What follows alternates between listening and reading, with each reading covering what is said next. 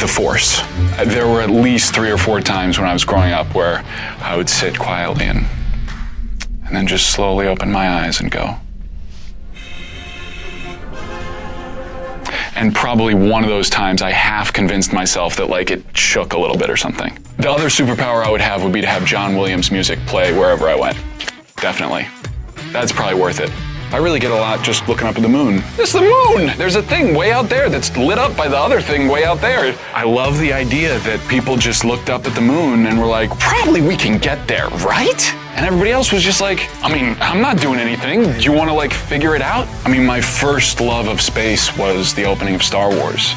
You know, when Luke, walks out of his house after his uncle says, you got to stay on another season, and he goes up to the dune and he looks out over the 2 suns, and John Williams comes in. Dun, dun, dun, dun, dun, dun.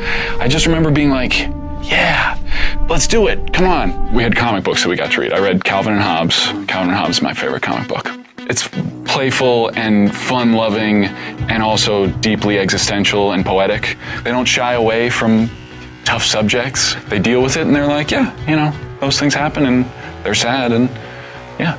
The only piece of, it's not really jewelry, but the only thing I wear is a New York subway token from the 1980s, which my dad would have carried in his pocket when he was an actor in New York. And so that was his good luck charm, and now it's kind of my good luck charm. I don't know, it's just a nice thing. Want to have sort of a nice, like, cordial roommate situation with spiders, because they take care of bugs. It's like having a cat that's smaller.